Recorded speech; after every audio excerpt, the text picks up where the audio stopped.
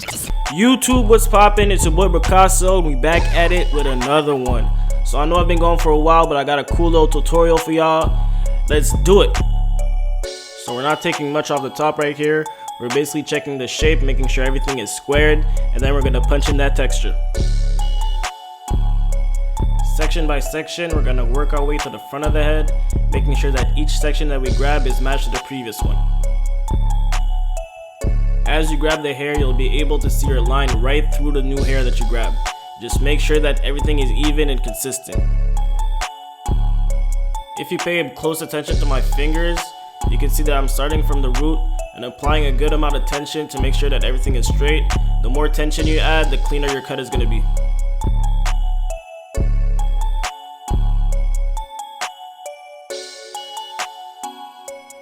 Right here, I'm separating the fringe area from the top of the head just so I can have more control on my cut. I don't always do it, but in that instance I did, so I made sure to point it out so y'all can see that.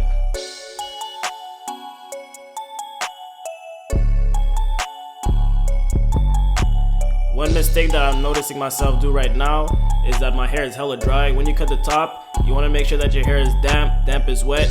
Since I wasn't taking much off the top, I didn't bother to resaturate the hair, but that's definitely something you want to do.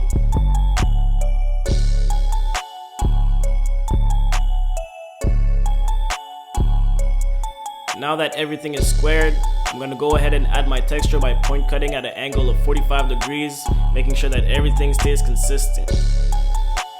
If you want to texturize a little more aggressively, you could go up to 30 degrees, all the way down to 15, however you want to go, man, but just make sure that everything stays consistent.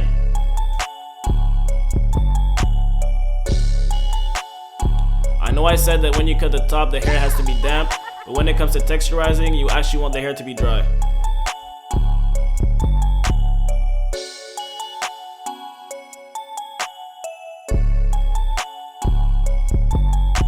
Let me know in the comment section what you guys want to see. I'm back on my grind, but I need ideas. We gotta work together for that, man. So drop a comment, like, share, subscribe, do all of that, and I'm gonna be coming with that heat for y'all. Yes, sir.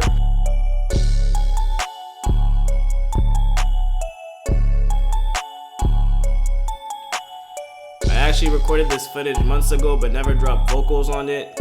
I'm telling you, I got some more stuff in the bank.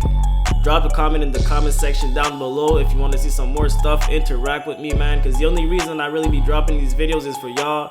I had people on the IG from Texas, Africa, Atlanta, LA, name it. People have been hitting me up telling me that they watch the videos and they want to see some more. I'm sorry that I've been selfish holding up all this content, but hey, I'm dropping it for y'all right now. Mess with me, it's going up from now. Yes, sir. So back to the cut, I'm going to use a different technique right here. I don't know how it's called, to be honest with you, but I call it punching it in, bro. I just be punching in that texture. So you're going to go, grab the section, slightly open the shear as you're moving forward, and close it as you're moving backwards.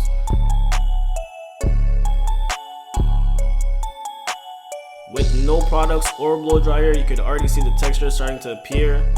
But when we're going to add that sea salt spray in that blow dryer, man, get ready, man. If you've never used these techniques before, I highly recommend you to buy a mannequin head and practice on that first. So right here, I'm trying to connect the crown with the top of the head. Basically, I'm going to start from the occipital bone and go all the way straight. I'm not taking much hair off. As I told you in the beginning, he's not trying to take that much off. One thing about the crown is that if you cut the hair too short, it's gonna sprout out and it's gonna expose you, man. Make sure that you stay consistent on that crown area because that's the most important part.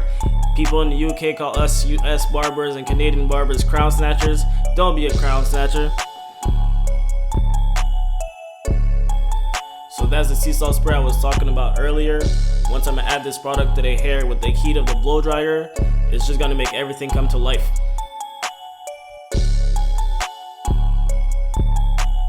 I run my fingers through the hair just to make sure that everything is lifted off the scalp.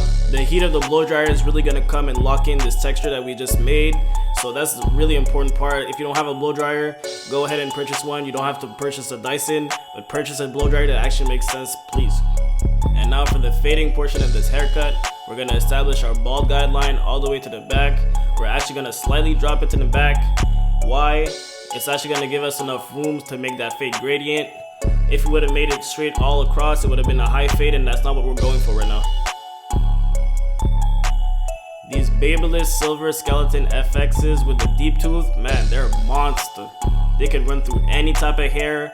It could go up to a number 2, a number 4, 5, man. These are monster. If you don't have a pair, I highly recommend them.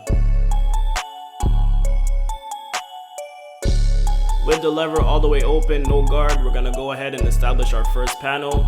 Usually we go up from 1/2 inch to 1 inch, but in that instance, we're gonna go up 1/2 inch because we don't want to bring that fade too high. Before moving on to your next step, make sure that you're fully satisfied with what you have in front of you, because you wanna avoid going back and forth, back and forth, back and forth. It's gonna save you time, and it's gonna make your whole system a lot more efficient.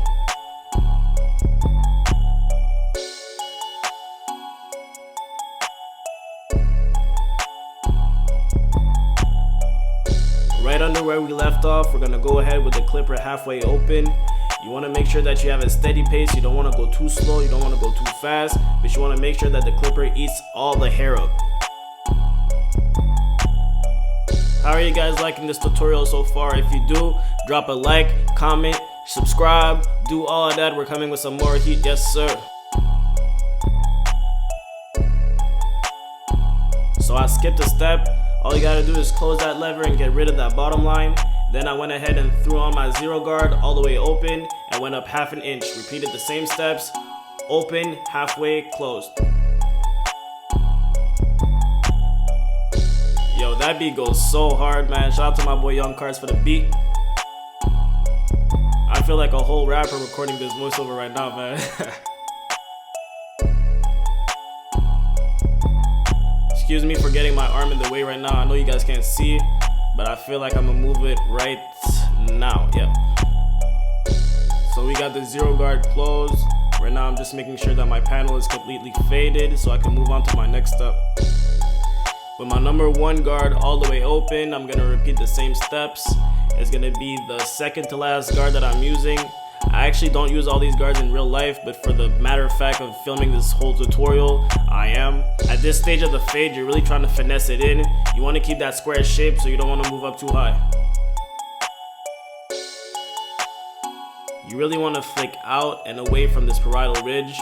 You don't want to go in, you don't want to break up that shape that you worked so hard to establish. Just be careful, man, you're almost there. Take your time, it's going to be alright.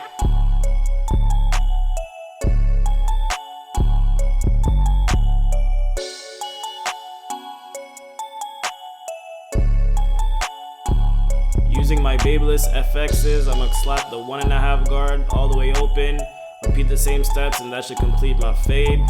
I might go ahead and refine it with some thinning shears or something, but as far as the steps, that's what it is. I was super late when it came to Babyliss products, but ever since I got them in my arsenal, man, they've been the truth. Shout out to Babyliss, man. And now to refine my fade and connect it to the top, all I'm gonna do is grab my comb, run it through the head, stop at the parietal ridge, and the little hairs that I see coming off that comb, I'm gonna take my clipper and clip them off. So this is gonna do it for the cut, guys. Thank you for watching. The next side I will be fast forwarding because I already went step by step on this side. I will be approaching the fade a little differently, so it's good to stay and watch, and you'll see the end result. Thank you for messing with me. It's your boy Picasso, and we back at it. Yes, sir, ski.